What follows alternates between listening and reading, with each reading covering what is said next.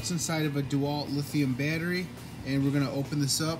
There's 4 screws there, and it's a special tool. And I got these off eBay, and they have a hole in the center. They also work for Xbox 360 and Xbox One controllers. But we're gonna open this sucker up and see what's inside, because it's not working.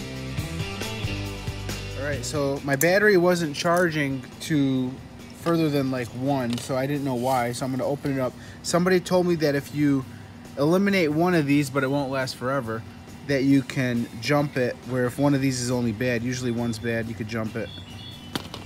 All right, so if your Dewalt battery is not charging, your contacts could be dirty, and you take some sandpaper, and I folded it, and just rub it back and forth to make sure that they get contact when they get inserted into the, what do you call that, the charger.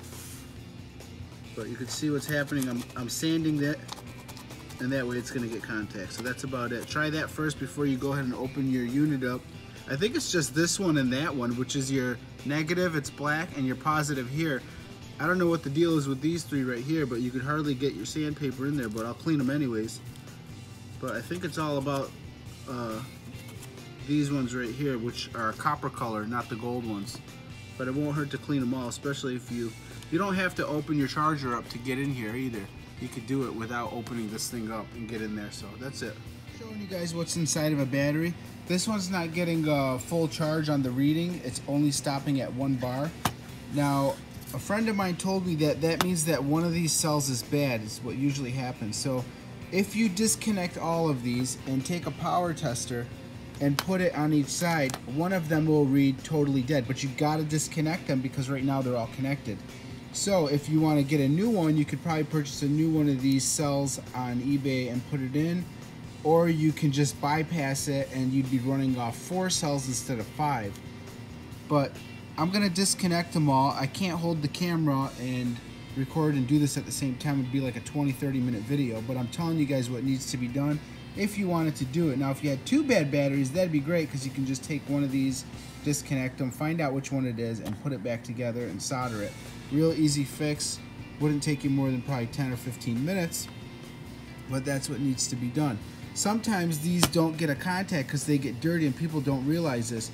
You can run a piece of sandpaper in between here, back and forth, to clean them up. If that's not getting contact, that'd be the first thing that I would do to try if you weren't getting it to charge. So if it's not charging, clean all your little ports right here. I'll try to split it in between here to show you guys what I'm talking about. Probably don't want to use a piece of metal, but I will, just because we're recording. Right in between there, you're going to want to go back and forth in the center right here and clean it out. Sometimes these don't get contact if your battery's not charging. I'm just trying to troubleshoot and show you guys what is inside of a battery and what could be wrong with your battery. But I got about 20 of these batteries because we're always using them, and cleaning these ports was one of the main things. But I already did that on this one and it's still not working, so I know one of these cells is bad. I don't know which one, but I'm gonna probably try to find out which one, and we'll go from there. But I'm gonna desolder these and bypass it. Hopefully I don't blow myself up. Thanks for watching. Give me a thumbs up.